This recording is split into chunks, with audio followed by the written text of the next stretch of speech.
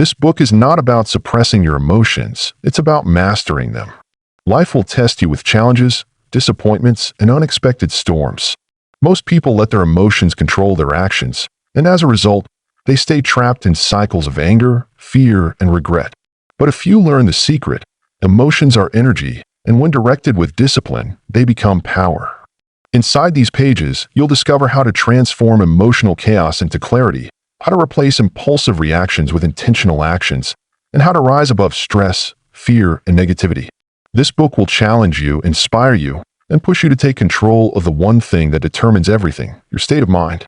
If you're ready to stop being a slave to your emotions and start leading your life with calm, strength, and purpose, then turn the page. Chapter 1: The Power of Awareness. You wake up feeling heavy. Something sits in your chest like a stone, but you can't name it. You rush through your morning, trying to shake it off. By noon, you snap at your coworker. By evening, you're scrolling through your phone, feeling worse. Sound familiar?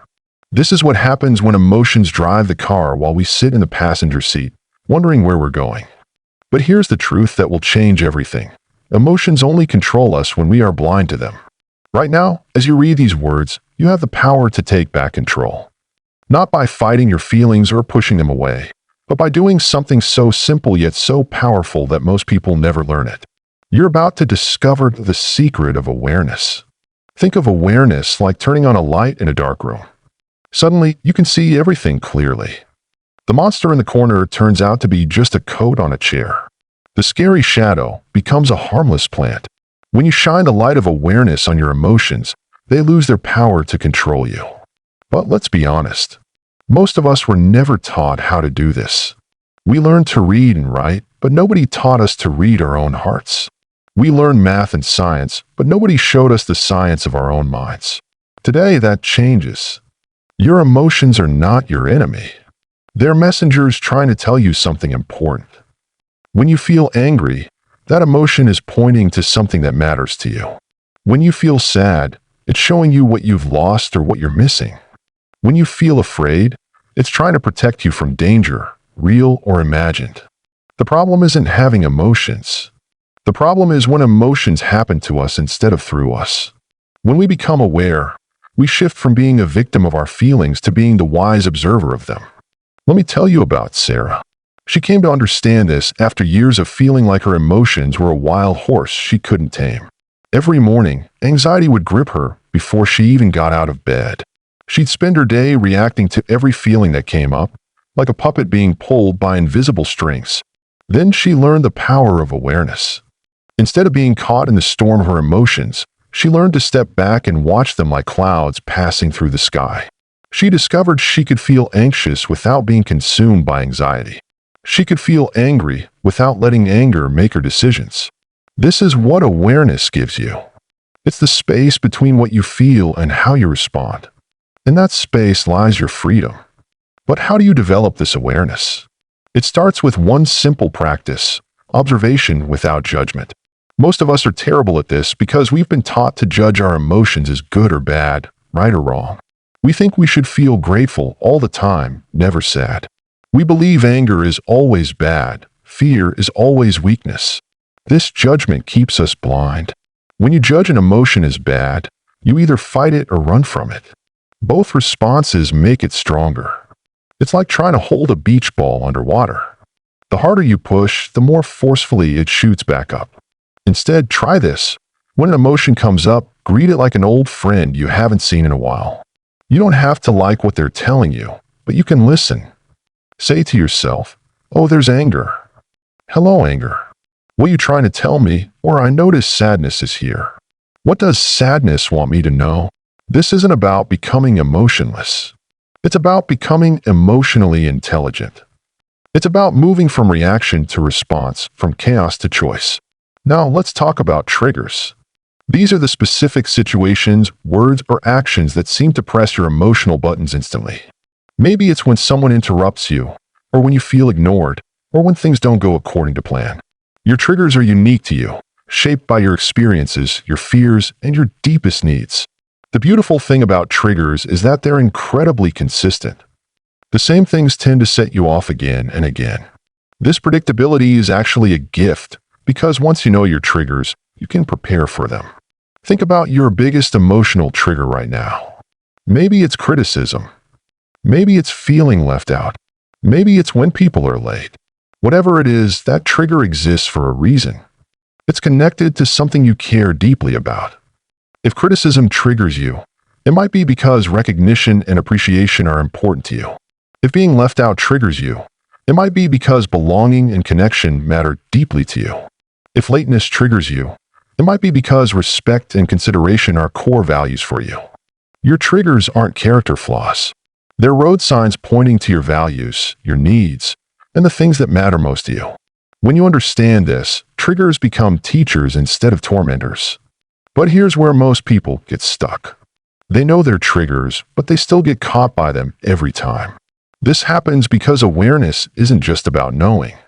It's about practicing a new way of being with your emotions in real time.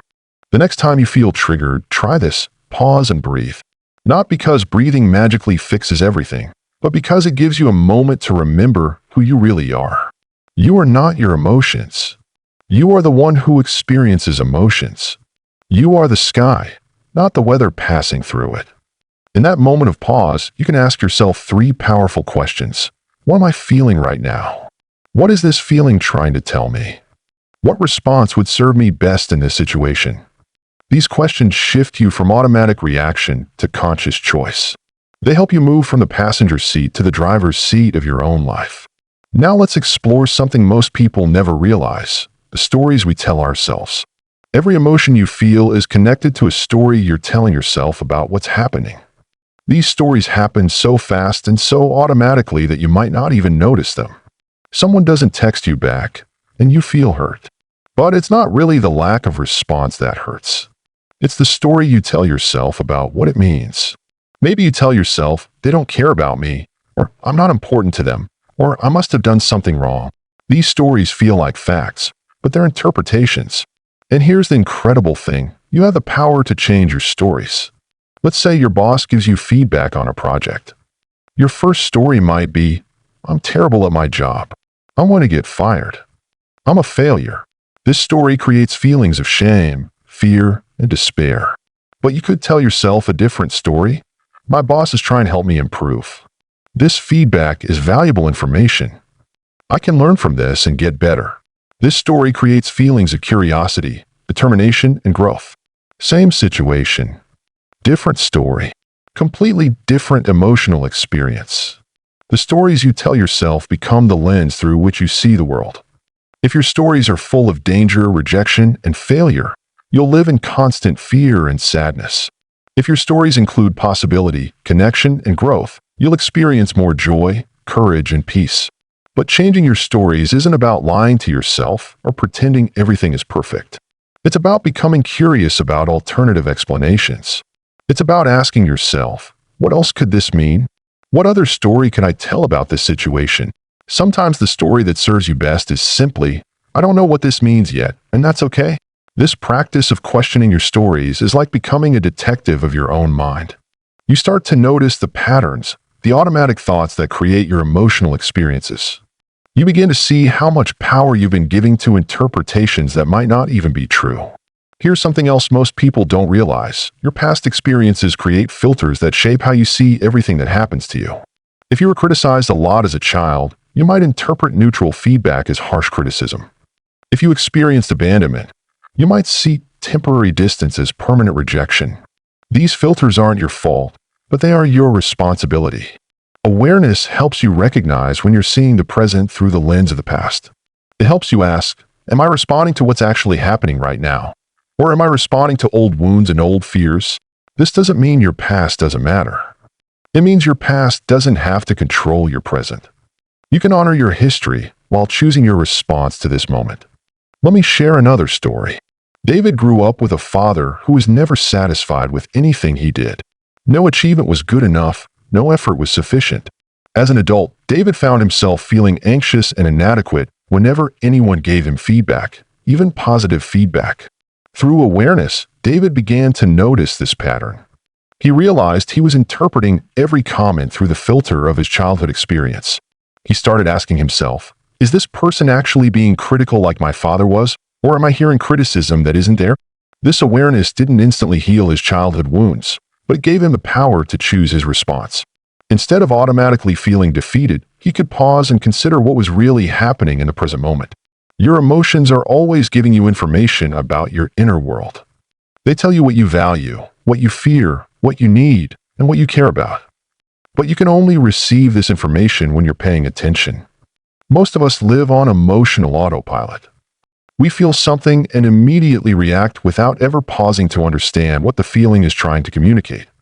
It's like having someone speak to you in a foreign language and getting frustrated that you can't understand them, instead of learning to translate what they're saying. Sadness might be telling you that you need to grieve a loss or that something important to you is missing. Anger might be showing you that a boundary has been crossed or that something needs to change. Fear might be alerting you to real danger or warning you that you're about to step outside your comfort zone into growth. Joy tells you that you're aligned with what matters to you. Peace tells you that you're in harmony with yourself. Love tells you that you found something worth treasuring. But here's the key. You can feel all of these emotions without being controlled by them. You can be sad without being depressed. You can be angry without being destructive. You can be afraid without being paralyzed. You can feel any emotion and still choose how to respond. This is what emotional maturity looks like. It's not about feeling good all the time. It's about being able to feel whatever comes up and still act in alignment with your values and your wisdom. Think about the most emotionally mature person you know. They probably don't avoid difficult emotions. Instead, they seem to move through them with grace. They feel deeply, but they don't let their feelings make all their decisions. They have developed the skill of awareness. This skill isn't something you're born with or without. It's something you develop through practice. Every time you pause to notice what you're feeling, you're strengthening your awareness muscle. Every time you question the story you're telling yourself, you're expanding your emotional intelligence. Some days this will be easy. You'll catch yourself in the middle of an emotional reaction and smoothly shift to a more conscious response. Other days it will be harder. You'll get caught up in the storm of feeling and only realize what happened after it's over. Both experiences are part of the journey. The goal isn't perfection. The goal is progress. Every moment of awareness, no matter how brief, is a victory. Every time you choose your response instead of simply reacting, you're reclaiming your power. Remember, awareness isn't about controlling your emotions. It's about not being controlled by them. It's about creating space between what you feel and how you act. In that space lives your freedom, your choice, and your power to create the life you want. Your emotions will always be with you. They're part of being human. But you don't have to be their prisoner. You can be their wise observer, their compassionate witness, and their skillful guide. The journey to emotional awareness begins with a single step, paying attention to what's happening inside you right now. Not judging it, not trying to change it, just noticing it. This moment of noticing is the seed from which all emotional wisdom grows. As you continue to practice awareness, you'll discover something amazing. The emotions that once seemed like overwhelming forces become manageable experiences. The feelings that once controlled your day become valuable information. The inner chaos becomes inner clarity. This is your birthright. This is your power. This is your path to emotional freedom. It starts with awareness, and awareness starts right now, with whatever you're feeling in this very moment. Welcome to the beginning of your transformation. Welcome to the power of awareness. Chapter 2. Mastering the Pause. The space between what happens to you and how you respond is where your power lives. Most people never discover this space exists. They live their entire lives as prisoners of their instant reactions, bouncing from one emotional explosion to the next like a pinball in a machine. But you're different.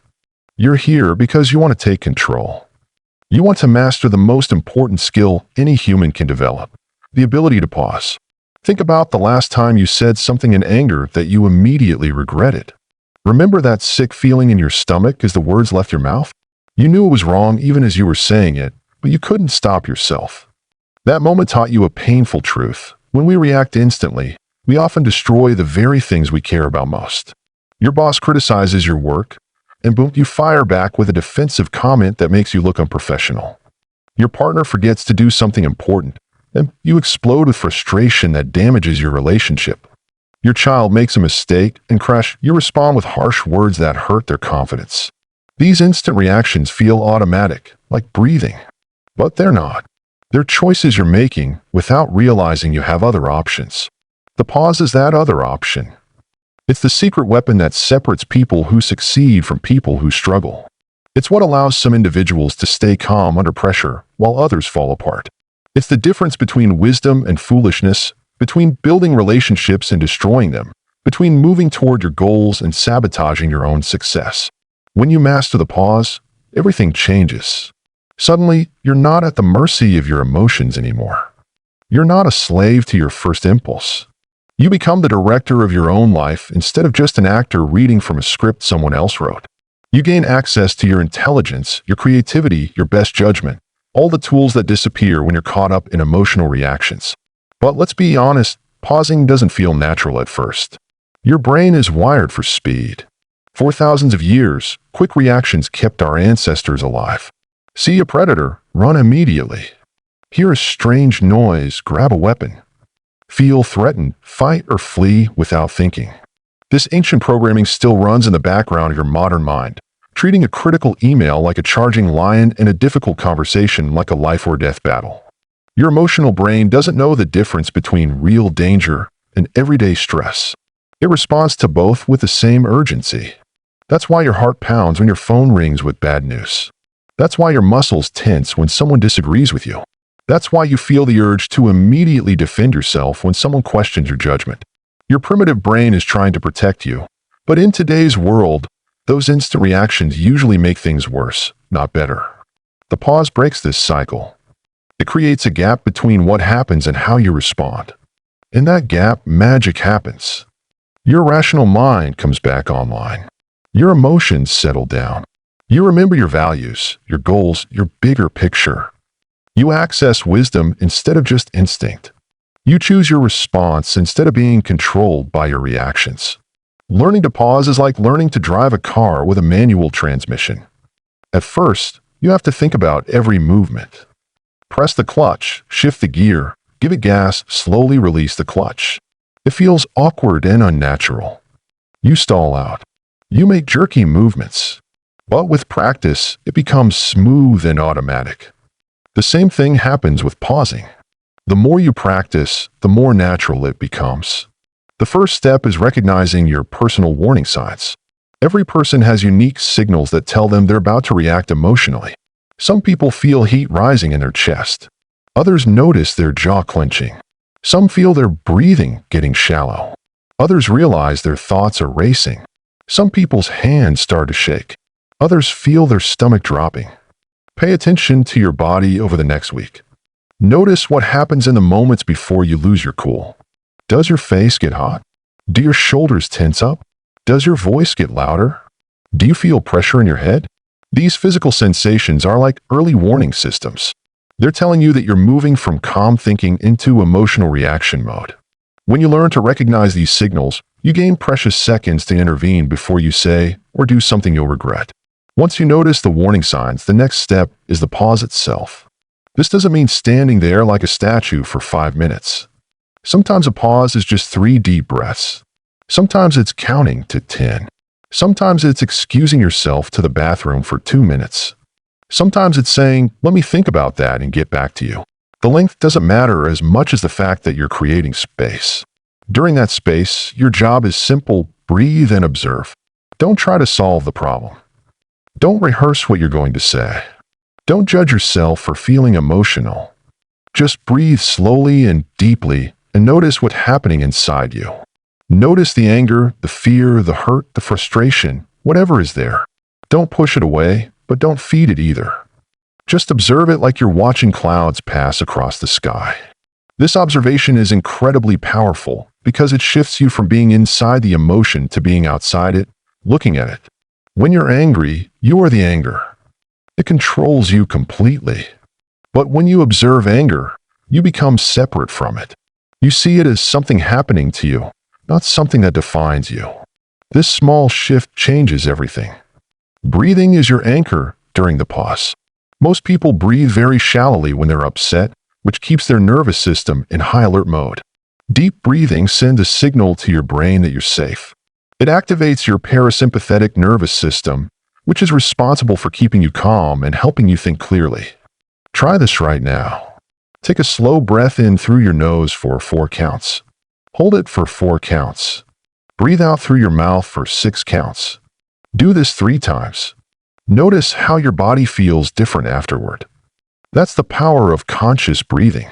It's always available to you, no matter where you are or what's happening. The pause also gives you time to remember your values and your goals. When you're caught up in emotions, you forget what really matters to you. You forget that you want to be a good parent, a reliable friend, a respected professional. You forget that you're trying to build something meaningful with your life. The pause reminds you of these bigger truths. Ask yourself during the pause, what kind of person do I want to be in this situation? How will my best self handle this? What response would I be proud of tomorrow? These questions help you access your wisdom instead of just your emotions. They remind you that you have choices, and that some choices move you toward your goals while others move you away from them. Many people worry that pausing makes them weak or passive. They think they need to respond immediately to show strength or to protect themselves. This is backwards thinking. Pausing actually makes you stronger because it gives you access to all your resources, your intelligence, your creativity, your experience, your values. When you react instantly, you're only using a tiny fraction of your capabilities. Think about the people you most respect. Do they fly off the handle at every provocation? Do they say whatever pops into their heads? Do they make important decisions based on how they feel in the moment? Of course not. The people you admire most are probably calm under pressure, thoughtful in their responses, and consistent in their behavior. They've learned to pause. The pause is especially important in relationships. When someone you care about does something that hurts or frustrates you, your first impulse might be to lash out, to punish them, to make them understand how they've wronged you. But this impulse, while understandable, usually makes the problem worse. It puts the other person on the defensive.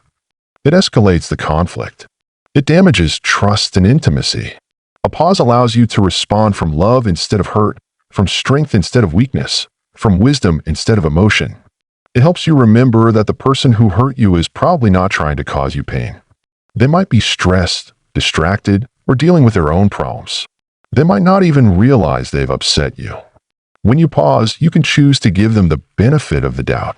You can choose to address the issue constructively instead of destructively.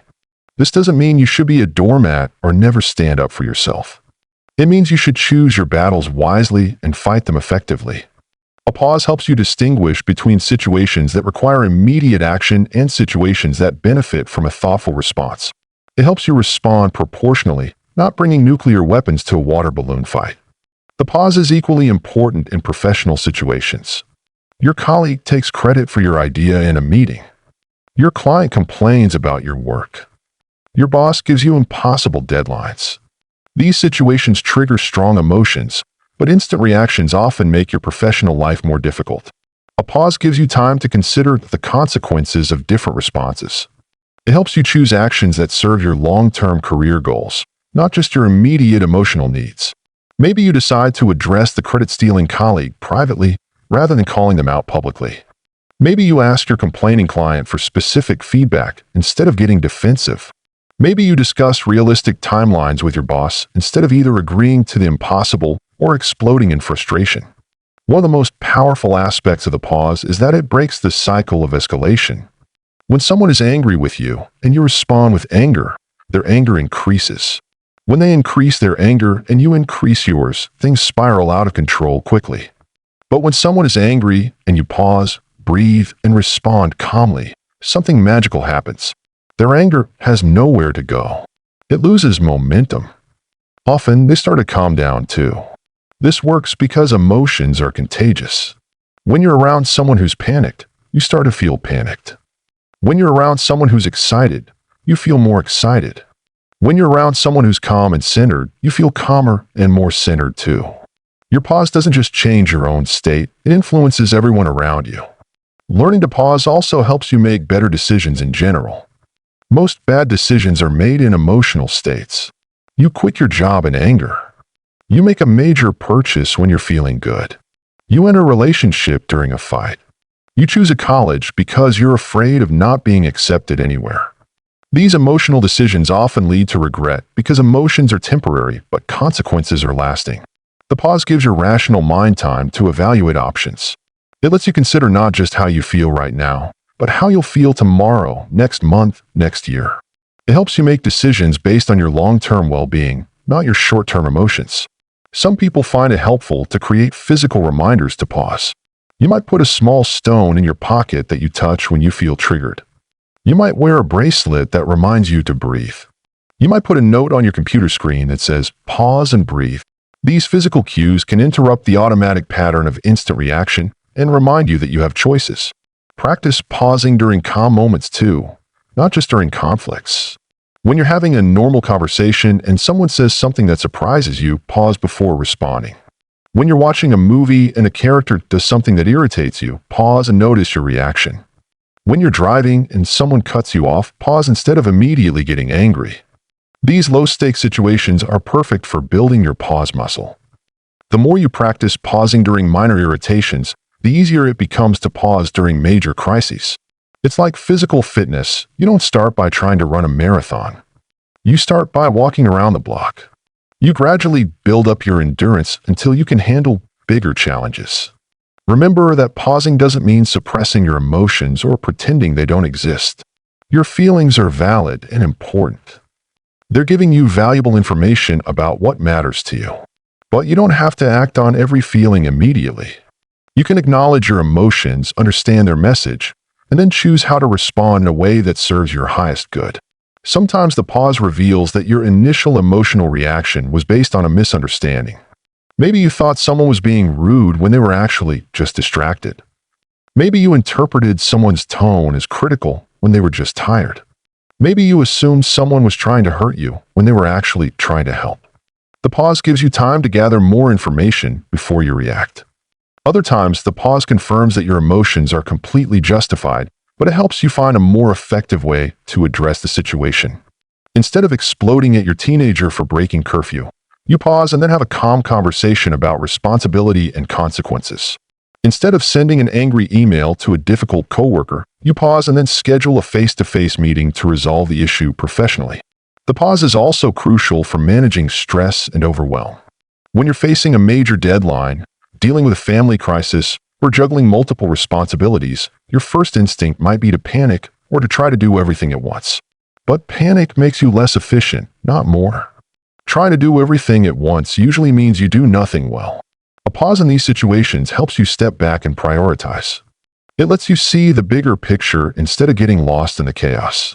It helps you break big challenges into smaller, manageable steps. It reminds you that you've handled difficult situations before, and you can handle this one too. One of the most beautiful things about mastering the pause is that it makes your positive emotions stronger too. When something wonderful happens, you get good news, you achieve a goal, you have a magical moment with someone you love, pausing helps you fully experience and appreciate these positive moments instead of rushing past them to the next thing. The pause teaches you that you are not your emotions. You are not your anger, your fear, your sadness, or your joy. You are the awareness that observes all these emotions. You are the space in which they arise and pass away. This understanding is incredibly liberating because it means you never have to be trapped by any emotional state. No matter how overwhelming an emotion feels, you know it's temporary. You can observe it, breathe through it, and choose how to respond to it. Developing this skill takes time and patience with yourself. You'll forget to pause sometimes.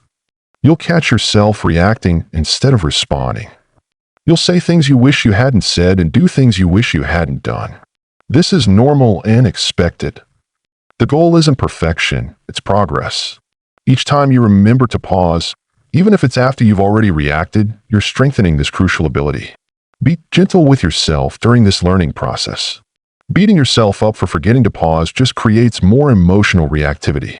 Instead, treat each mistake as valuable data. Notice what triggered you. Notice how you felt in your body. Notice what thoughts went through your mind. This information helps you recognize similar situations in the future so you can pause earlier in the process. The pause is a gift you give not only to yourself but to everyone in your life. When you respond thoughtfully instead of reacting emotionally, you create space for others to do the same. You model emotional maturity. You show people that it's possible to stay calm under pressure. You create an environment where real communication can happen instead of just emotional ping pong. Your family benefits when you pause before responding to their mistakes or bad moods. Your friends benefit when you listen thoughtfully instead of immediately offering advice or judgment. Your coworkers benefit when you stay calm during stressful projects. Even strangers benefit when you respond to their rudeness with patience instead of matching their negative energy. As you develop this skill, you'll notice that other people start treating you differently. They'll see you as someone who can be trusted with difficult conversations. They'll come to you for advice because they know you won't react dramatically to their problems. They'll respect your opinions because you share them thoughtfully rather than impulsively.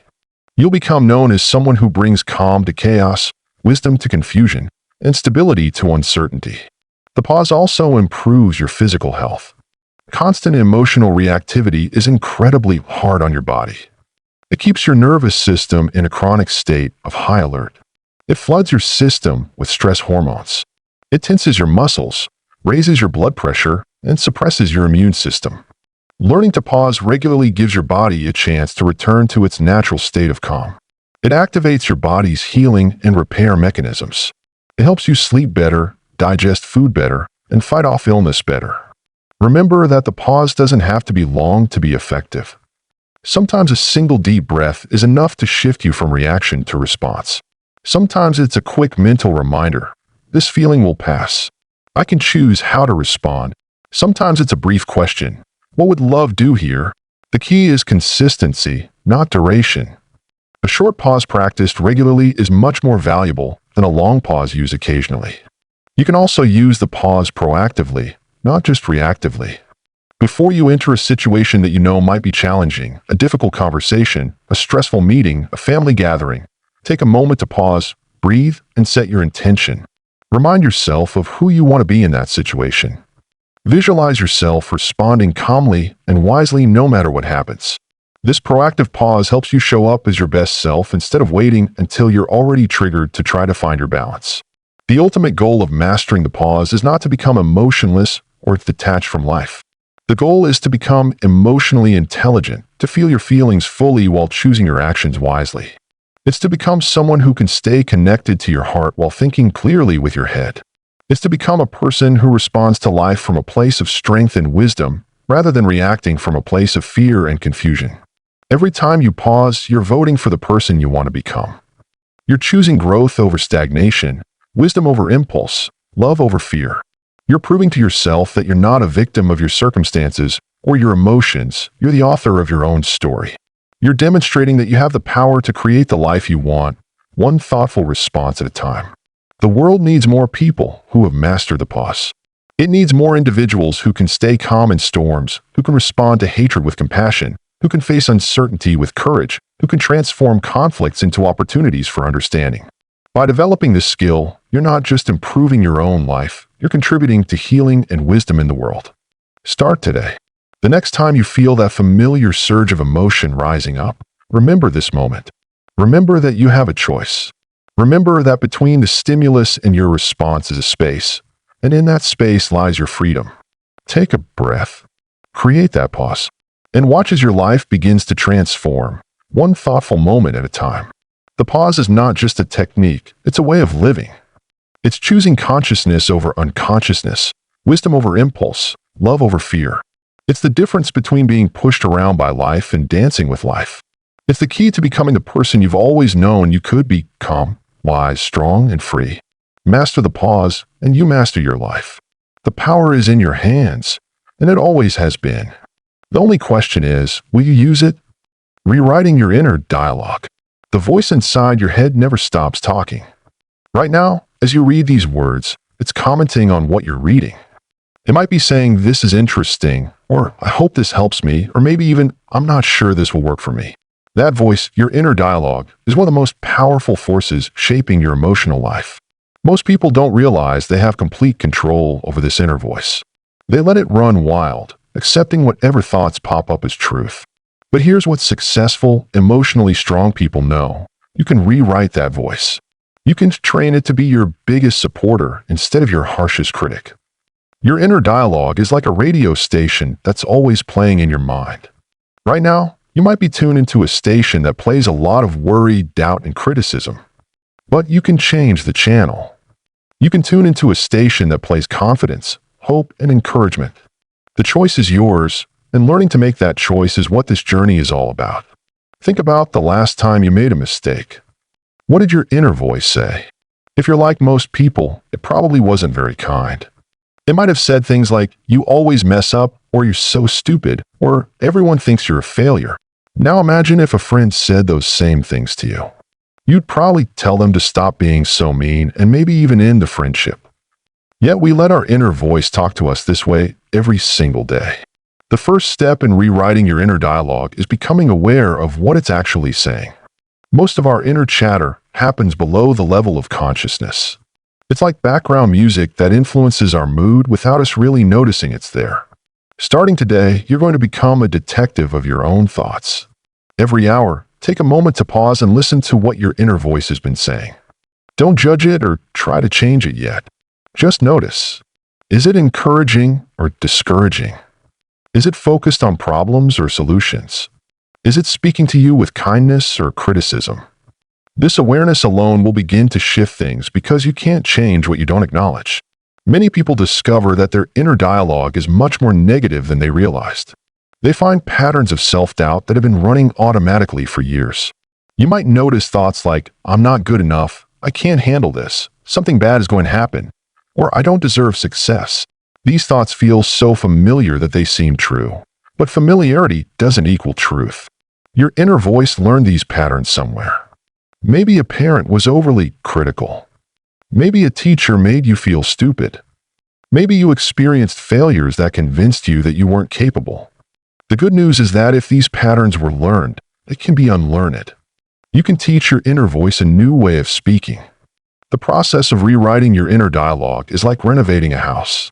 You wouldn't tear down all the walls at once because the house would collapse. Instead, you work on one room at a time, carefully replacing old elements with new ones. Your mind works the same way.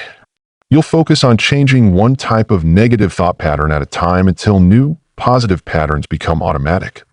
Self-doubt is probably the most common and damaging form of negative inner dialogue.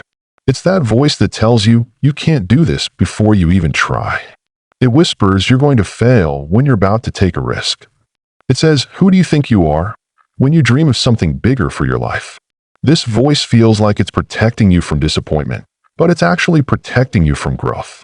To transform self-doubt into self-confidence, you need to understand what doubt really is. Doubt isn't a fact about your abilities. It's simply a habit of thinking that focuses on what could go wrong instead of what could go right. It's a mental pattern that assumes the worst-case scenario is the most likely outcome. But you can train your mind to assume success instead of failure. Start by catching yourself in the act of self-doubt. When you notice thoughts like, "I can't," or "I'm not good enough," pause and ask yourself, is this thought helping me or hurting me? The answer will always be that it's hurting you. Then ask, what would a confident person think in this situation? This simple question shifts your brain from doubt mode to confidence mode. A confident inner voice sounds completely different from a doubtful one. Instead of "I can't do this," it says, "I'll figure this out." Instead of "I'm not smart enough," it says, "I'm learning and growing every day." Instead of "What if I fail?" it asks, "What if I succeed?"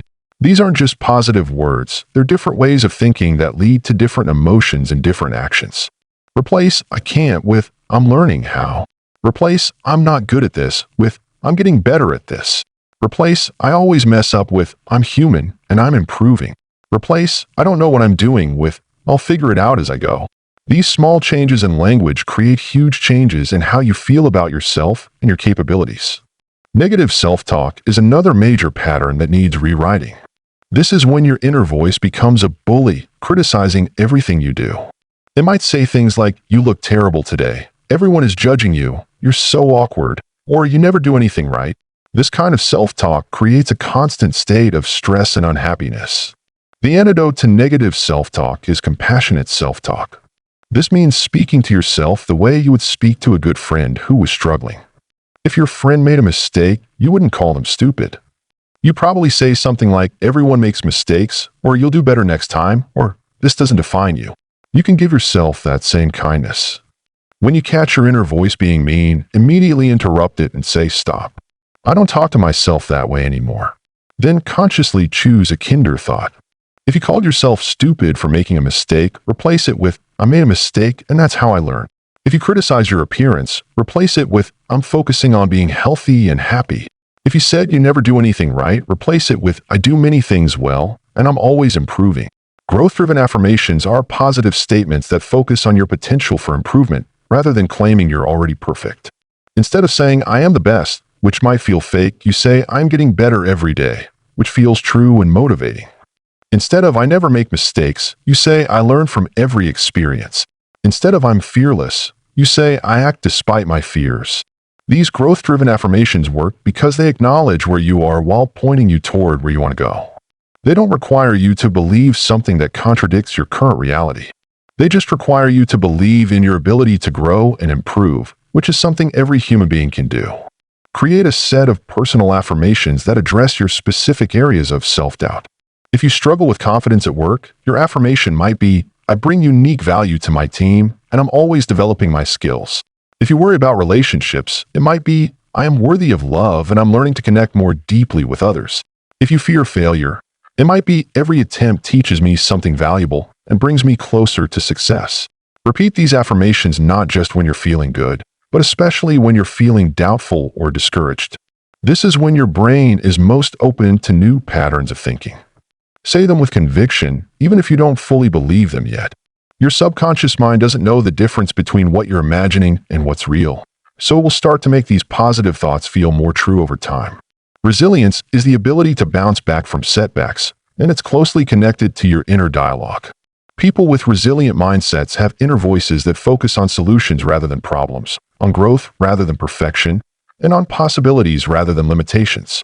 They don't avoid challenges. They approach them with curiosity and confidence. A resilient inner voice says things like, "This is tough, but I can handle tough things." It says, "This setback is temporary, and I'll find a way through." It says, "I don't know how to solve this yet, but I'll keep trying different approaches until I figure it out." It says, "This failure is giving me valuable information about what doesn't work, which brings me closer to what does work." Building this resilient inner voice requires practice, especially when things get difficult. When you face a challenge, instead of letting your mind spiral into worry or self-pity, consciously direct it toward problem solving. Ask yourself, "What can I learn from this? And what's one small step I can take to improve this situation? And how might this challenge be preparing me for something better?" The language you use in your inner dialogue literally changes your brain.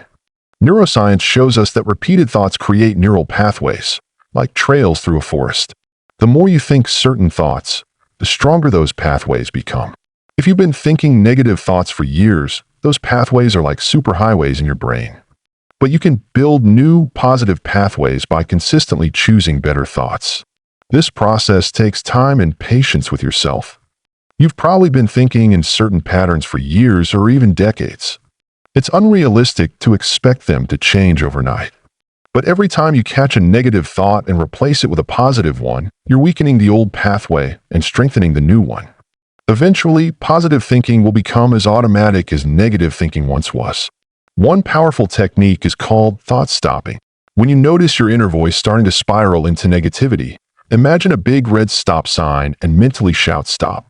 This interrupts the negative pattern and gives you a chance to choose a different thought. Then immediately replace the negative thought with a positive one.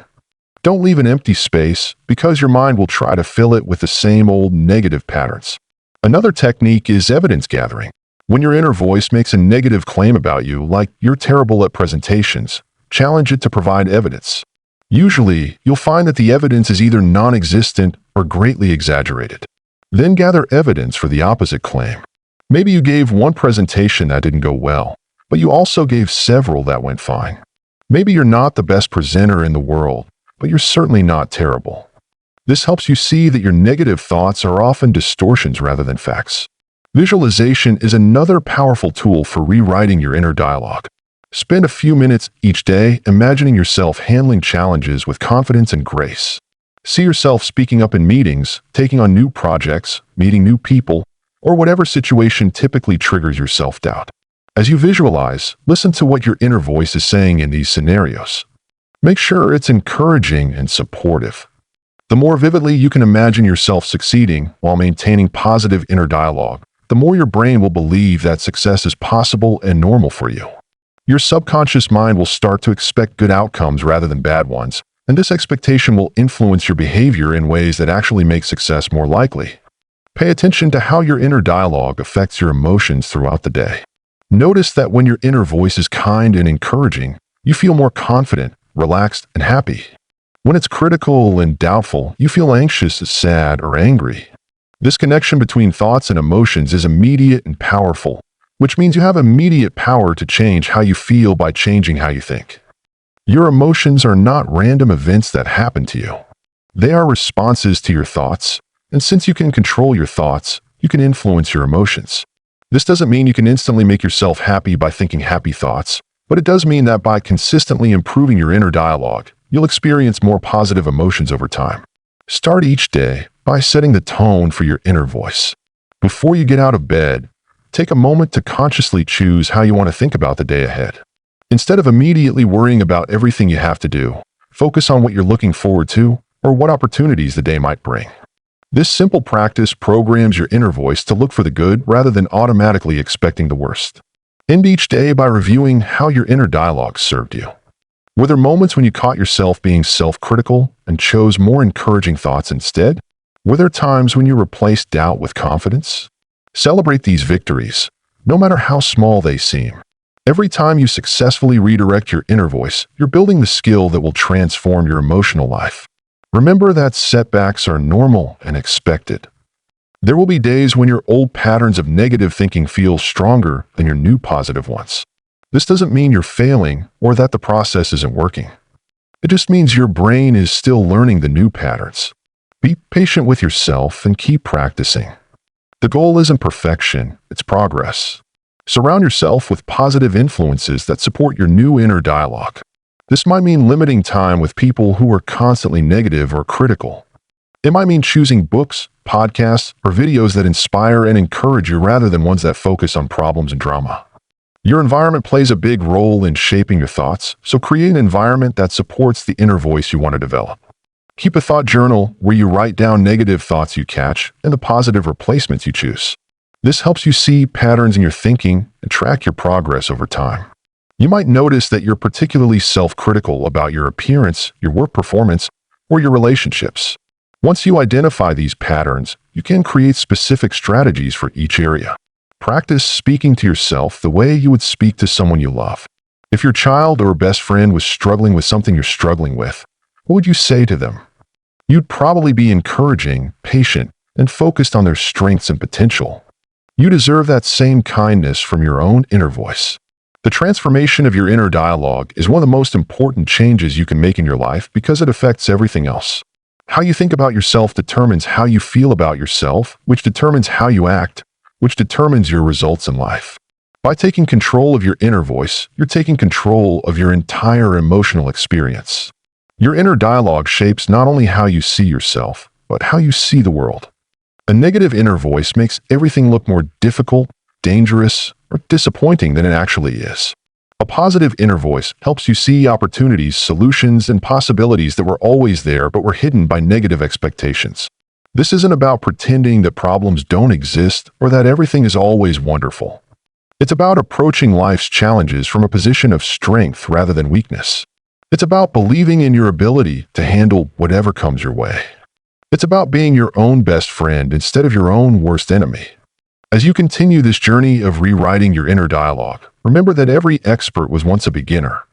Every confident person once struggled with self-doubt. Every resilient person once felt defeated by their circumstances. The difference isn't that some people are naturally better than others. It's that some people have learned to manage their inner dialogue more effectively. You have everything you need to transform your inner voice from a source of limitation into a source of empowerment. You have the awareness to notice negative patterns. You have the intelligence to recognize that these patterns aren't serving you. You have the creativity to imagine better ways of thinking. And you have the persistence to keep practicing until new patterns become automatic. Your inner dialogue is the most intimate relationship you'll ever have. You spend every moment of every day with your own thoughts. Making that relationship positive, supportive, and encouraging is one of the greatest gifts you can give yourself. It will improve not just how you feel, but how you show up in all your other relationships as well. Start today. Start right now. Listen to what your inner voice is saying about this information you just absorbed. Is it encouraging you to try these techniques, or is it telling you why they won't work for you? Whatever it's saying, remember that you have the power to change it. You are the author of your inner dialogue, and it's time to write a better story.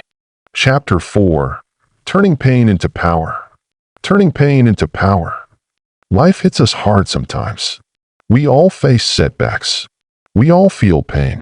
We all experience moments when everything seems to fall apart. But here's the truth that most people miss. Every single setback you face carries within it the seeds of your greatest transformation. Think about a diamond.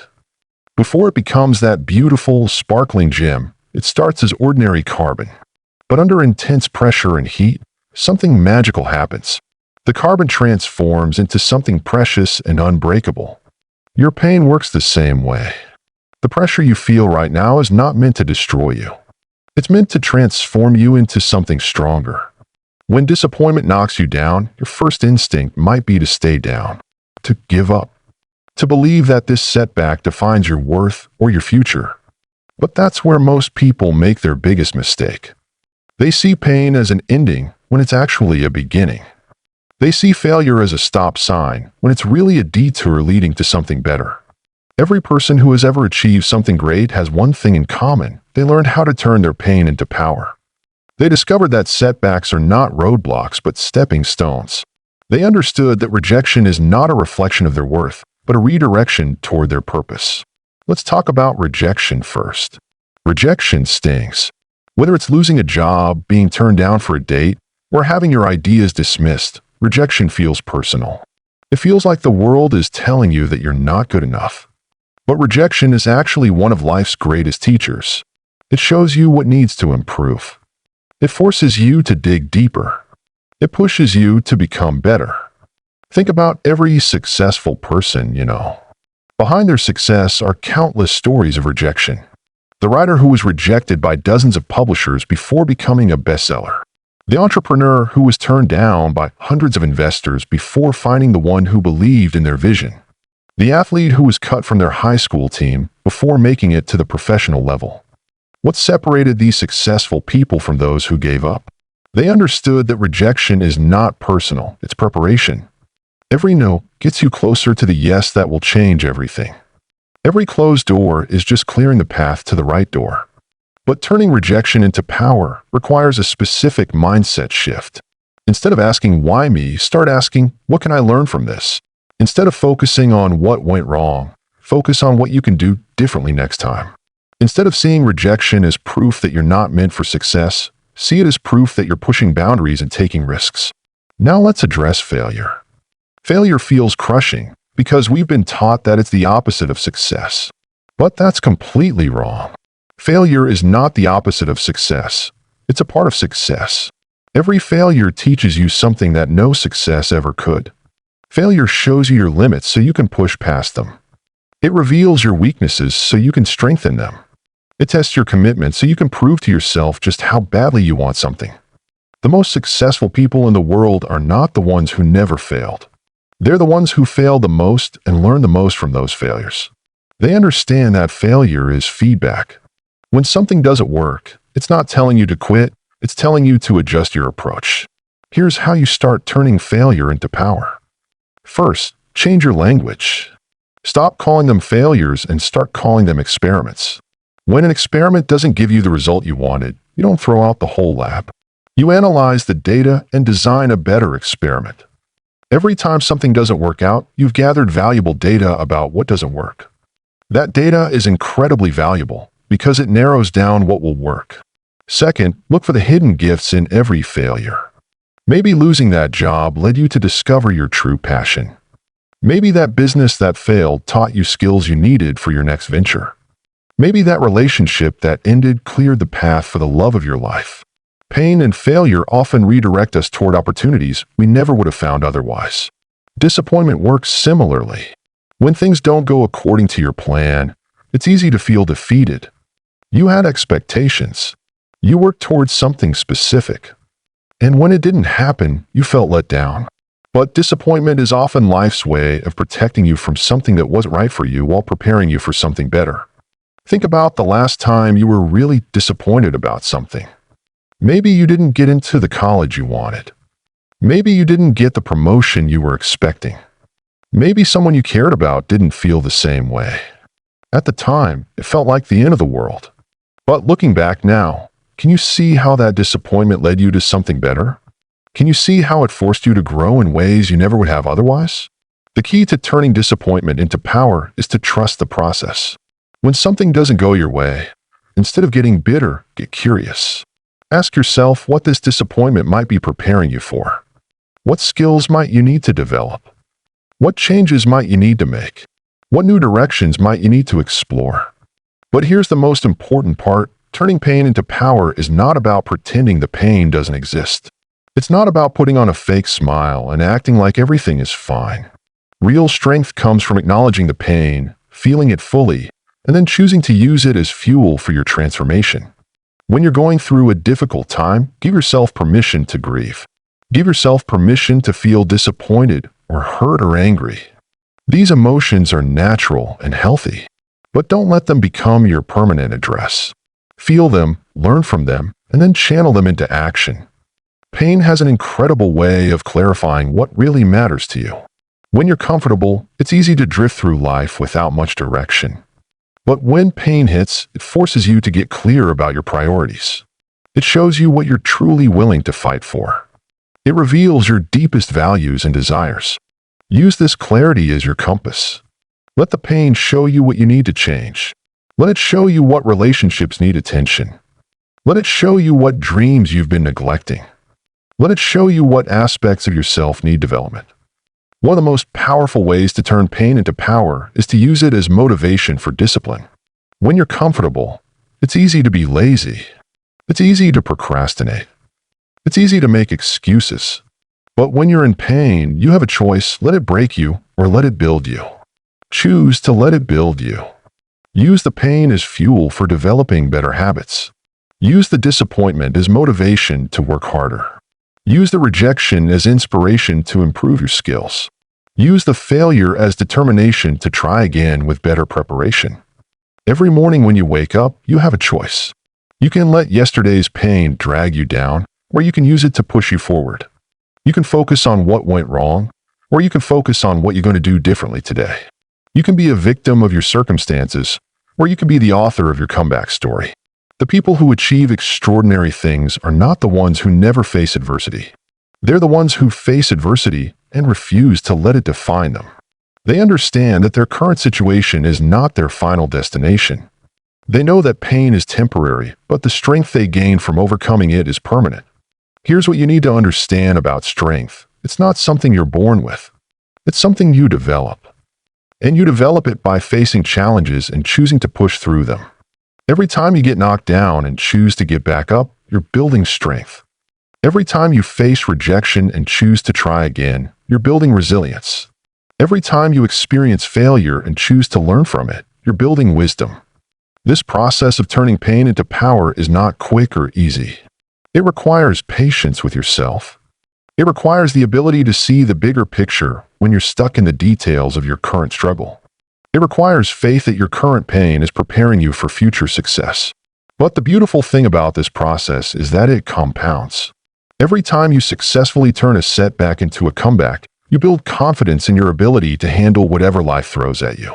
You develop an unshakable belief that no matter what happens, you'll find a way to turn it into something positive. This doesn't mean you become naive or unrealistic. You still acknowledge when things are difficult. You still feel the pain when it hits. But you also know deep in your bones that the pain is not the end of your story. It's just a chapter in a much larger book. Think about the person you want to become. Think about the goals you want to achieve. Think about the impact you want to have on the world. Now think about the person you are right now. There's probably a gap between these two versions of yourself. That gap represents growth that needs to happen. And growth rarely happens when we're comfortable. The setbacks you're facing right now are not random. They're not punishments. They're not signs that you should give up on your dreams. They're preparation for the person you need to become to achieve those dreams. They're building the skills, the character, and the resilience you'll need for the next level of your life. Every challenge you overcome makes you more qualified for the opportunities that are coming your way. Every rejection you bounce back from proves to yourself that you can handle whatever comes next. Every failure you learn from adds to your wisdom and experience. The pain you're feeling right now is not permanent. But the person you become by working through this pain, that person is permanent. The strength you develop, the wisdom you gain, the character you build, these things become part of who you are forever. So when life hits you hard, remember that you have a choice. You can let it break you, or you can let it make you. You can become bitter, or you can become better. You can focus on what you've lost, or you can focus on what you're gaining through this experience. Choose to see every setback as a setup for a comeback. Choose to see every rejection as redirection. Choose to see every failure as education. Choose to see every disappointment as an appointment with a better opportunity. Your pain has power, but only if you choose to use it. Your setbacks have strength, but only if you choose to draw from them. Your challenges have the potential to change you, but only if you choose to let them change you for the better. The world needs what you have to offer. The world needs your unique gifts, your perspective, your contribution. Don't let temporary pain rob the world of your permanent potential. Don't let current setbacks steal your future success. You are stronger than you know. You are more resilient than you realize. You have more potential than you can imagine. The pain you're experiencing right now is not evidence against these truths. It's the very thing that will prove them. Every great comeback story starts with a setback. Every transformation story starts with pressure. Every success story includes chapters of failure and disappointment. Your story is no different. The pain you're experiencing now is just the beginning of your transformation story. So embrace the process. Trust the journey. Use the pain as fuel. Turn every setback into a setup. Convert every disappointment into determination. Transform every rejection into resilience. Your greatest victory is not avoiding pain. It's using pain to become unstoppable. Your biggest achievement is not having an easy life. It's turning a difficult life into an extraordinary one. Your most powerful moment is not when everything goes right. It's when everything goes wrong and you choose to keep going anyway.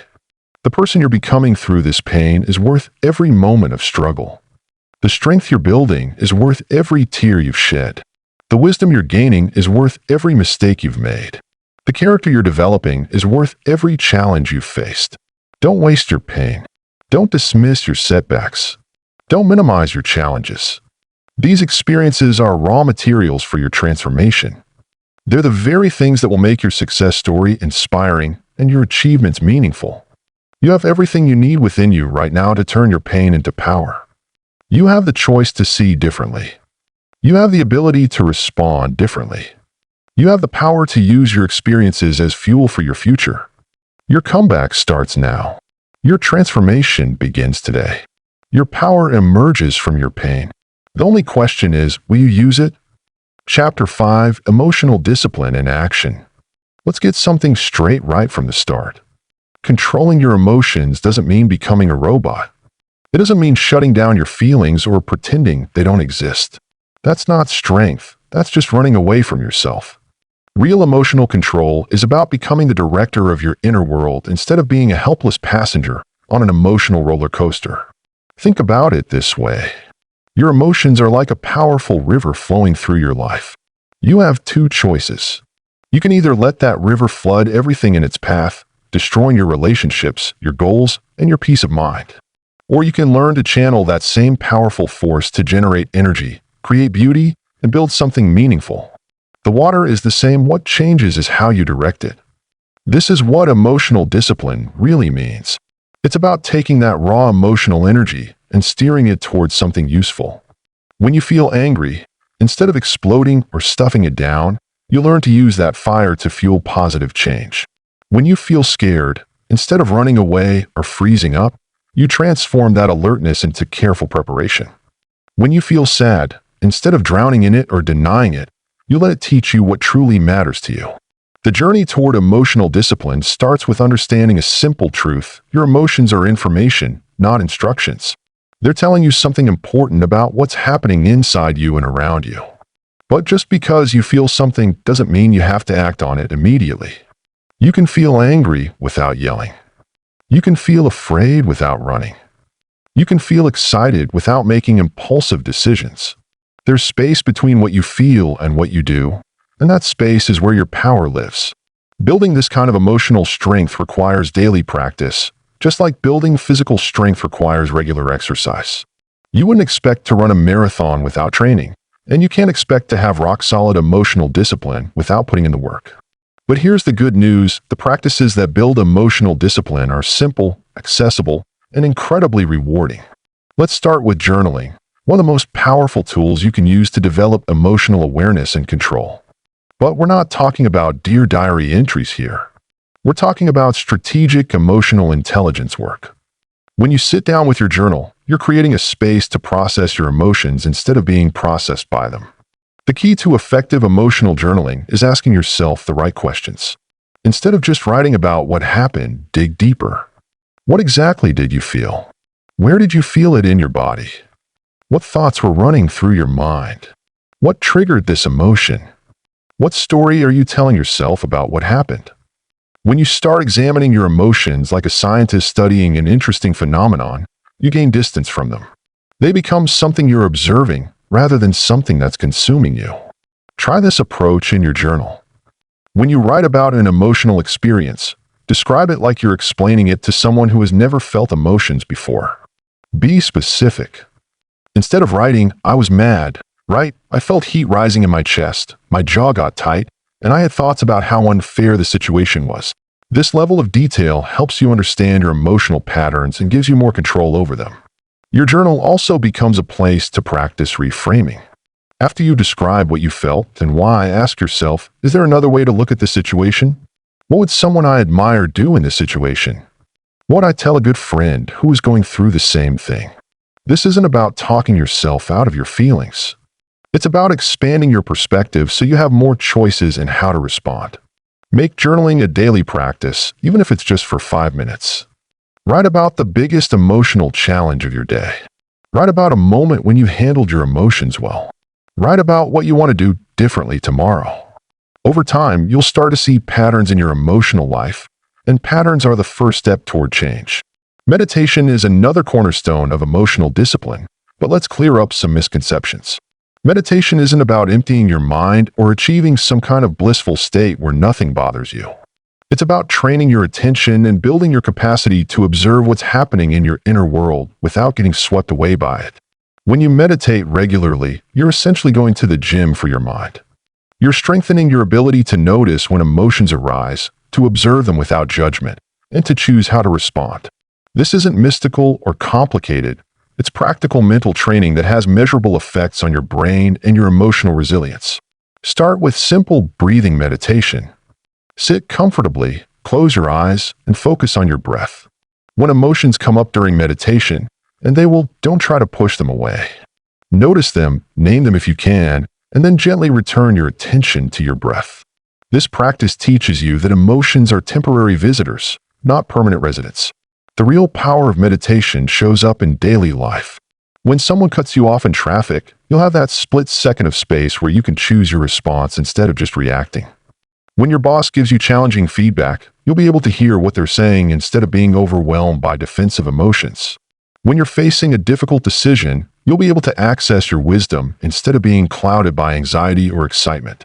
Even 10 minutes of daily meditation can make a significant difference in your emotional discipline. If 10 minutes feels like too much, start with 3 minutes. The key is consistency, not duration. It's better to meditate for 3 minutes every day than for 30 minutes once a week. Visualization is another powerful practice that most people underestimate. Your brain doesn't make a sharp distinction between what you vividly imagine and what you actually experience. When you repeatedly visualize yourself handling challenging situations with calm confidence, you're literally programming your nervous system to respond that way in real life. Think about the emotional challenges that trip you up most often. Maybe it's dealing with criticism at work. Maybe it's having difficult conversations with family members. Maybe it's managing your response when things don't go according to plan. Whatever it is, you can use visualization to rehearse a better response. Find a quiet time and place, close your eyes, and imagine yourself in one of these challenging situations. But here's the key. Don't just imagine the situation going well. Imagine yourself feeling the difficult emotions and then choosing to respond with wisdom and strength.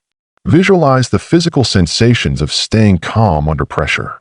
See yourself taking a deep breath, choosing your words carefully, and maintaining your composure. Make your visualizations as detailed and realistic as possible. What are you wearing? What does the room look like? What expression is on the other person's face? What does your voice sound like when you respond with confidence instead of reactivity? The more vivid and specific your mental rehearsal, the more it'll help you when you face the real situation. Practice visualization regularly, especially before you know you're going into a potentially challenging situation. Athletes use this technique to improve their performance, and you can use it to improve your emotional performance. When the real situation arises, your nervous system will already be familiar with staying calm and choosing a wise response. Your physical habits play a huge role in your emotional discipline, probably more than you realize. Your body and your emotions are intimately connected. When your body is strong, rested, and well-nourished, your emotional resilience is much higher. When your body is stressed, exhausted, or running on junk food and caffeine, your emotions become much harder to manage. Sleep is absolutely crucial for emotional regulation. When you're sleep-deprived, your brain's emotional centers become hyperactive while the areas responsible for rational thinking and impulse control become less active. This is why everything feels more overwhelming and dramatic when you're tired. Protecting your sleep isn't just good for your health, it's essential for your emotional discipline. Exercise is another non-negotiable element of emotional strength. Physical activity doesn't just make your body stronger, it literally changes your brain chemistry in ways that make you more resilient to stress and better able to regulate your emotions. You don't need to become a fitness fanatic, but you need to move your body regularly in ways that challenge you and make you sweat. Find physical activities that you actually enjoy. Maybe it's dancing, hiking, swimming, lifting weights, or playing basketball. The best exercise for emotional discipline is the one you'll actually do consistently. When you exercise regularly, you'll notice that you're less reactive, more patient, and better able to handle stress. What you eat also affects how you feel. Your brain needs steady, high-quality fuel to function well, especially when you're dealing with emotional challenges. Eating lots of processed foods, sugar, and caffeine might give you quick energy, but it also creates emotional instability. You'll have more consistent emotional control when you eat real food that nourishes your body and brain. Pay attention to how different foods affect your mood and energy levels. Notice how you feel after eating a balanced meal versus after eating junk food. Notice how your emotions change when you're dehydrated versus when you're drinking plenty of water. Your emotional discipline isn't separate from your physical well-being, they're part of the same system. Creating daily routines and rituals also supports emotional discipline. When parts of your life are predictable and structured, it frees up mental and emotional energy for handling the unpredictable parts. Morning routines are especially powerful because they set the tone for your entire day. Design a morning routine that prepares you mentally and emotionally for whatever the day might bring. Maybe it includes meditation, journaling, exercise, or just a few minutes of quiet reflection. Maybe it's as simple as drinking your coffee mindfully instead of rushing through it while checking your phone. The specific activities matter less than the intention to start your day from a centered, deliberate place, rather than immediately diving into reactivity. Evening routines are equally important for emotional discipline. How you end your day affects both your sleep quality and your emotional state the next morning. Create an evening ritual that helps you process the day's experiences and transition into rest. This might include reviewing your day in your journal, doing some gentle stretching, or simply taking a few minutes to acknowledge what went well. One of the most important aspects of emotional discipline is learning to work with your emotions rather than against them. Many people think emotional control means suppressing or eliminating difficult feelings, but that approach usually backfires. Suppressed emotions don't disappear. They go underground and often resurface later in more destructive ways.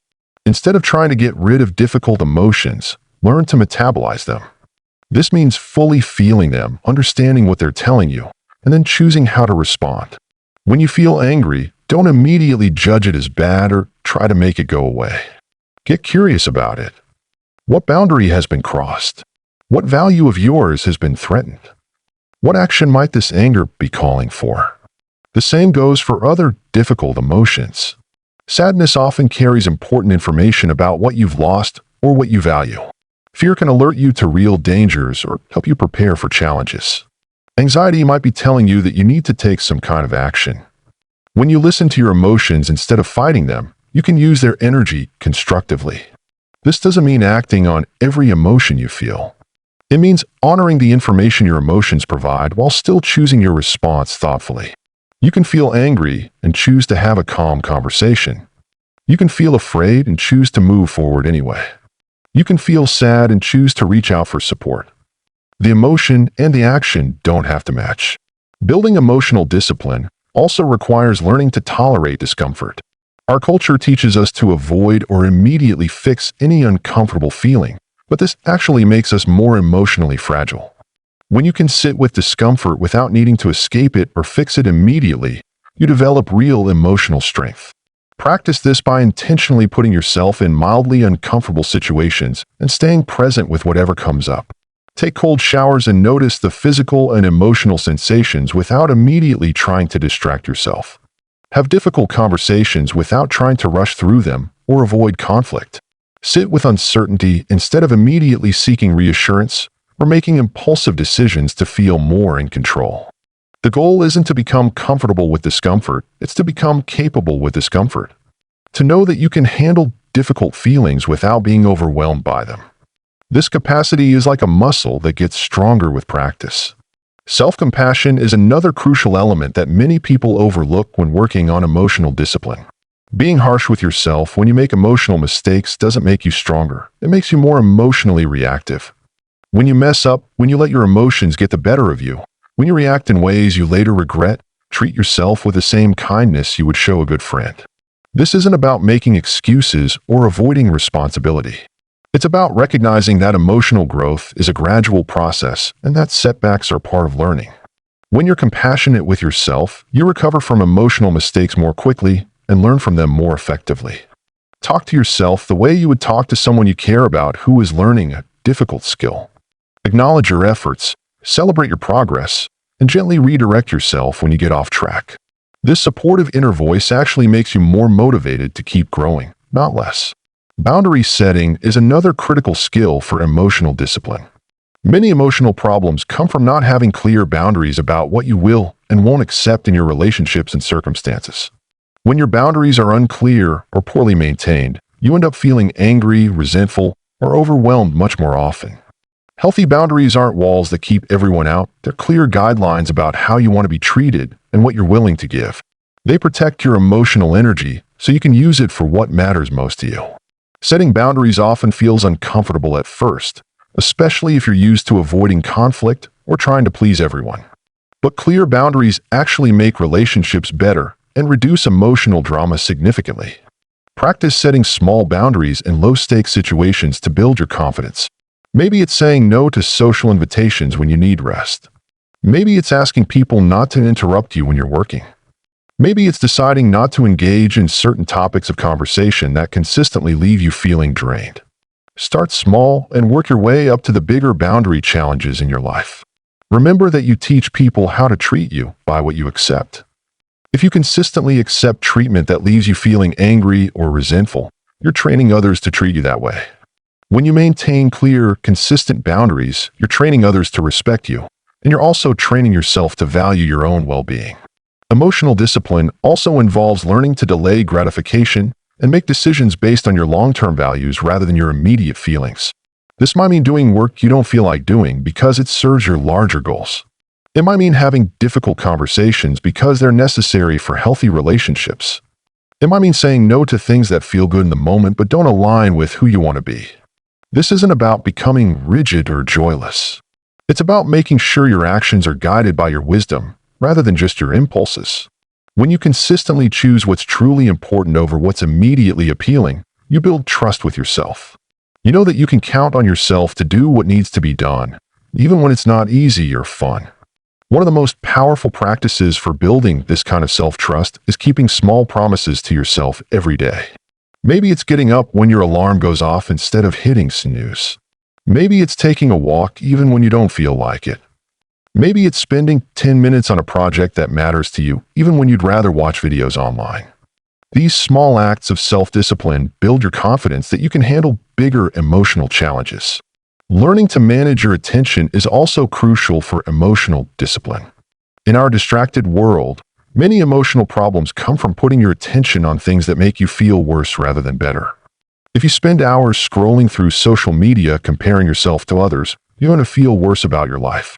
If you constantly consume news about disasters and conflicts, you're going to feel more anxious and helpless. Take control of what you put your attention on. This doesn't mean avoiding reality or living in denial. It means being intentional about what information and experiences you consume. Choose content that informs, inspires, or entertains you in healthy ways. Limit exposure to content that consistently leaves you feeling angry, anxious, or inadequate. Pay attention to how different activities affect your emotional state. Notice which conversations energize you and which drain you. Notice which environments make you feel calm and which make you feel agitated. Notice which thoughts tend to spiral into worry and which lead to productive action. Use this information to design a life that supports your emotional well-being rather than undermining it. Developing emotional discipline also requires learning to work effectively with other people. Many of our most intense emotions come up in relationships, and how you handle emotions in relationships often determines whether those relationships thrive or suffer. Practice staying calm during emotional conversations. When someone is upset with you, resist the urge to immediately defend yourself or attack back. Instead, listen to understand what they're really trying to communicate. When you disagree with someone, focus on the issue rather than attacking their character. When you're upset with someone, take time to calm down and figure out what you really need before having the conversation. This doesn't mean being a doormat or avoiding conflict. It means engaging with conflict in ways that are more likely to lead to resolution rather than escalation. Emotional discipline in relationships is about being able to stay connected to both your own values and the other person's humanity, even when things get heated. Learning to repair relationships after emotional mistakes is also important. Everyone occasionally says or does things they regret when emotions are running high. The key is to take responsibility quickly, apologize sincerely, and make amends when necessary. Don't let pride or embarrassment prevent you from repairing damage to relationships that matter to you. As you develop stronger emotional discipline, you'll notice that life becomes more satisfying and less stressful.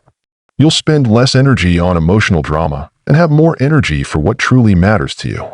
You'll feel more confident in your ability to handle whatever life throws at you. You'll have better relationships because you're not constantly reactive. You'll make better decisions because you're not being driven by temporary emotional states. But remember that emotional discipline is not a destination you arrive at, it's a practice you engage with every day. Some days will be easier than others. Some situations will challenge you more than others. That's completely normal and expected. The goal isn't to achieve perfect emotional control. The goal is to keep growing in your ability to direct your emotional energy wisely. Be patient with yourself as you develop these skills. Emotional patterns that have been with you for years won't change overnight. But every time you choose a thoughtful response over a reactive one, every time you use your emotions as information rather than instructions, every time you maintain your values under pressure, you're building emotional strength that will serve you for the rest of your life. Start where you are right now. Pick 1 or 2 practices that resonate with you and commit to doing them consistently for the next month. Maybe it's 5 minutes of daily journaling. Maybe it's a simple breathing meditation before bed. Maybe it's taking a walk when you feel overwhelmed instead of immediately trying to fix or escape the feeling. Whatever you choose, approach it with patience and curiosity rather than pressure and judgment. You're not trying to fix yourself because you're not broken. You're developing skills that will help you navigate life with more wisdom, strength, and satisfaction. You're learning to be the director of your emotional life rather than its victim. Your emotions are not your enemy. They're a source of valuable information and powerful energy. When you learn to work with them skillfully, they become one of your greatest assets.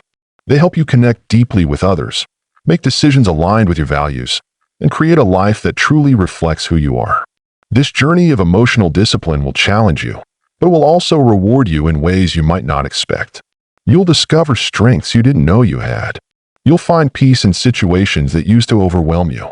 You'll build relationships based on authenticity rather than reactivity.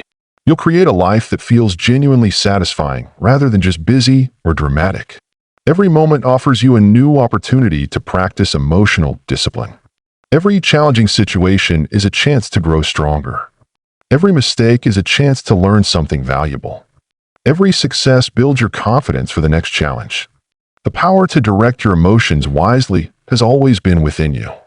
These practices simply help you access and develop that power. Trust yourself to grow. Trust yourself to learn. Trust yourself to become the person you're capable of being. Your future self is counting on the choices you make today. Chapter 6. Becoming Unshakable. The path to becoming unshakable begins with understanding a fundamental truth. You are not your emotions. Your emotions are temporary visitors in the house of your mind, but you are the permanent owner of that house. When you truly grasp this concept, everything changes. You stop being tossed around by every feeling that comes your way and start becoming the calm, centered person you were meant to be. Think about the strongest people you know. What makes them different? It's not that they don't feel fear, anger, sadness, or frustration. They feel these emotions just like everyone else. The difference is that they don't let these feelings control their actions or decisions. They remain steady when others panic. They stay focused when others get distracted. They keep moving forward when others get stuck. This is what it means to be unshakable. Being unshakable doesn't mean becoming cold or emotionless. That's not strength, that's just shutting down. True emotional mastery means feeling everything fully but not being controlled by those feelings. It means having the power to choose your response instead of reacting automatically. When someone cuts you off in traffic, you feel the flash of anger, but you don't let it ruin your day. When you face a setback at work, you feel the disappointment, but you don't let it destroy your confidence. This is the kind of person you can become. The foundation of becoming unshakable starts with accepting that emotions are natural and necessary. They give us information about our environment and our needs. Fear warns us of danger. Anger tells us our boundaries have been crossed. Sadness helps us process loss. Joy reminds us what matters to us. The problem isn't having emotions, the problem is when emotions have us. When we become so identified with our feelings that we lose sight of who we really are underneath them all. To rise above your emotions, you first need to create space between yourself and your feelings. This space is where your power lives. In that space, you can observe your emotions without being swept away by them. You can feel angry without becoming an angry person. You can feel afraid without becoming a fearful person. You can feel sad without becoming a sad person. This space is your sanctuary, your center, your unshakable core. Building this space requires practice and patience. Start by simply noticing your emotions throughout the day. Don't judge them or try to change them. Just observe them. When you feel frustrated in a long line at the store, notice the frustration. When you feel excited about weekend plans, notice the excitement. When you feel worried about a presentation at work, notice the worry. The more you practice this observer mindset, the stronger your emotional awareness becomes. As your awareness grows, you'll start to see patterns in your emotional responses. You'll notice what triggers certain feelings and how those feelings typically play out in your life. Maybe you always get defensive when someone questions your ideas. Maybe you always feel overwhelmed when you have too many tasks to complete. Maybe you always feel anxious when you have to speak in public. These patterns aren't permanent. They're just habits that can be changed with conscious effort. The next step is learning to pause before reacting. This pause is where transformation happens. In that brief moment between feeling an emotion and taking action, you have the power to choose. You can choose to respond from your highest self rather than your triggered self. You can choose wisdom over impulse.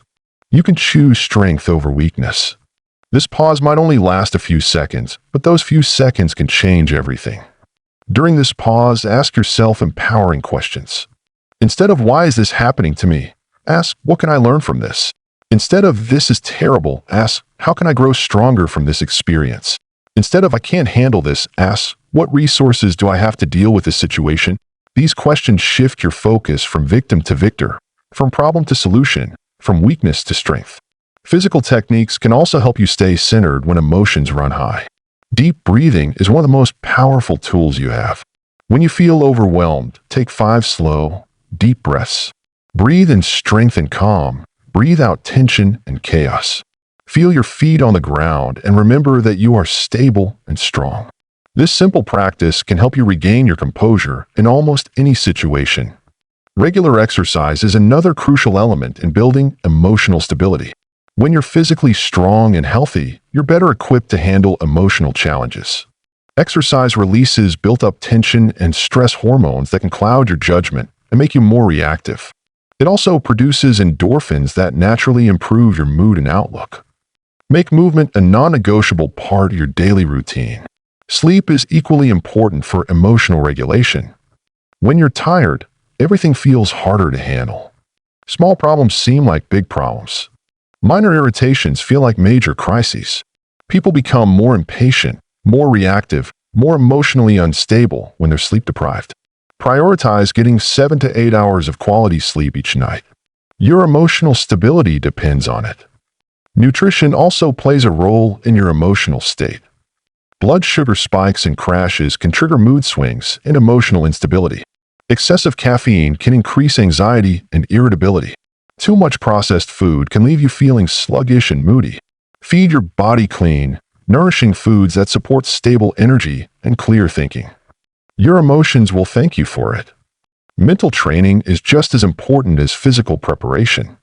Spend time each day visualizing yourself handling challenging situations with grace and composure. See yourself staying calm in stressful meetings. Picture yourself responding thoughtfully instead of reacting emotionally when someone criticizes you. Imagine yourself maintaining your center when everything around you feels chaotic. This mental rehearsal prepares you for real-life situations. Reading inspiring books and listening to uplifting content can also strengthen your emotional foundation. Fill your mind with stories of people who have overcome tremendous challenges. Learn from those who have mastered their emotions and achieved great things despite facing difficulties. Surround yourself with positive influences that remind you of your own potential for strength and resilience. One of the most powerful practices for developing emotional mastery is meditation or quiet reflection. Even just 10 minutes a day of sitting quietly and observing your thoughts and feelings can dramatically improve your emotional regulation. You don't need any special equipment or training. Just find a quiet place, sit comfortably, and practice watching your internal experience without getting caught up in it. This builds the observer muscle that is essential for emotional freedom. Learning to reframe challenging situations is another crucial skill. Instead of seeing difficulties as problems, start seeing them as opportunities to become stronger. Every challenging emotion you face and overcome makes you more resilient for the next challenge. Every time you choose a thoughtful response over an automatic reaction, you build your capacity for wisdom and self-control. Every situation that tests your emotional stability is a chance to prove to yourself that you are unshakable.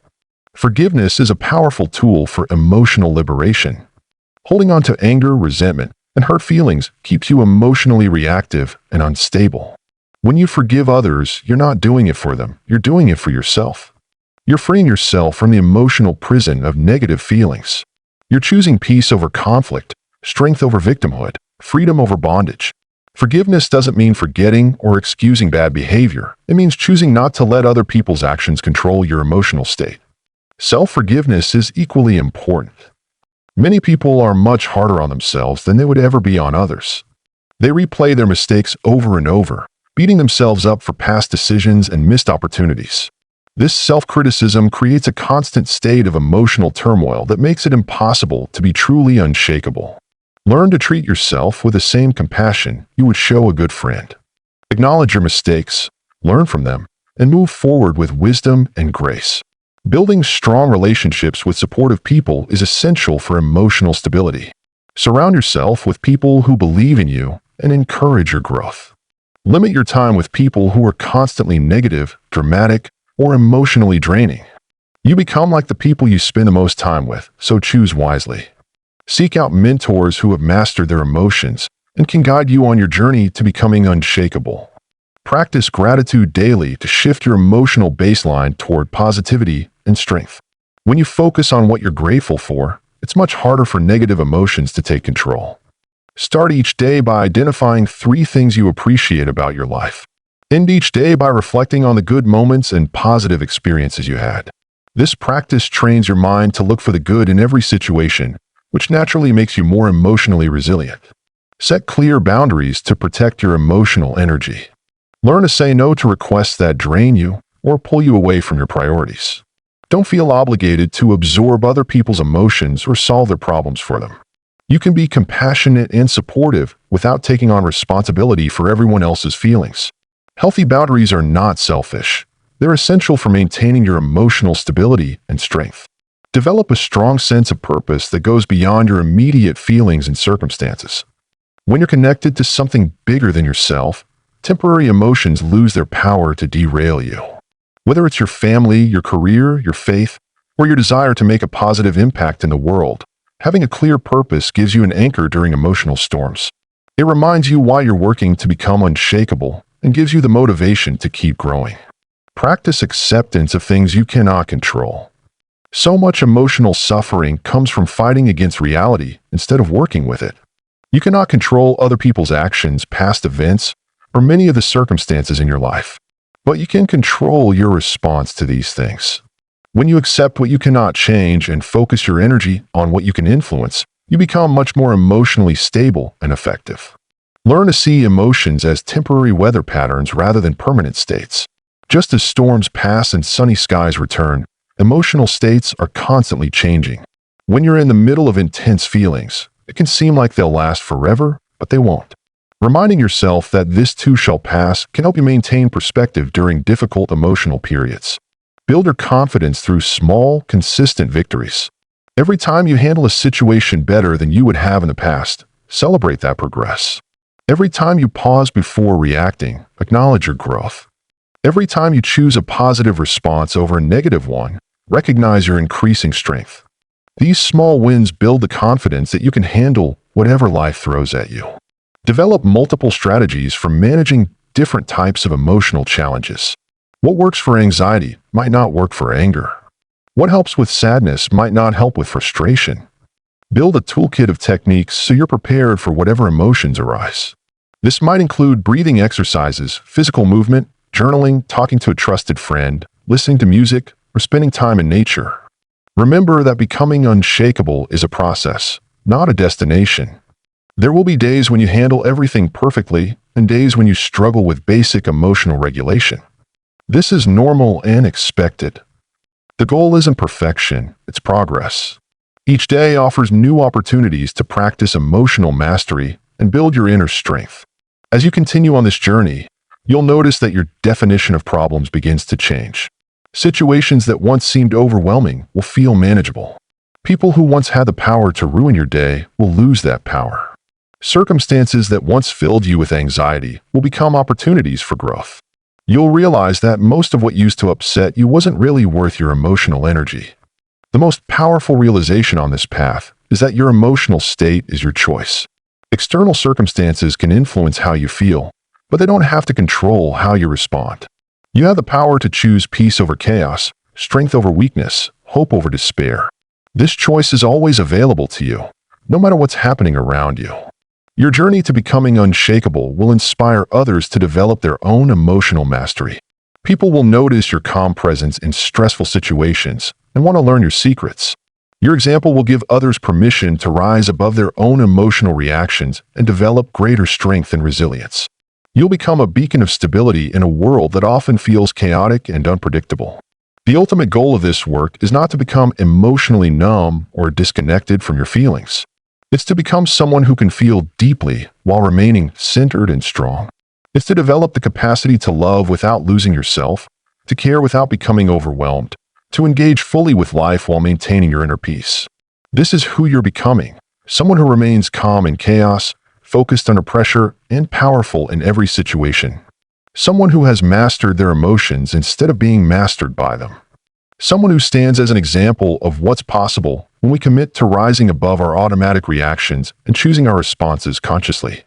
The work isn't always easy, but it's always worth it. Every step you take toward emotional mastery makes you stronger, wiser, and more capable of creating the life you want. Every moment you choose consciousness over reactivity, you're building the unshakable foundation that will serve you for the rest of your life. Your emotions will continue to come and go like waves on the ocean, but you will remain like the depths of the sea, calm, powerful, and unmoved by the storms above. This is your potential. This is your destiny. This is who you're becoming, truly unshakable.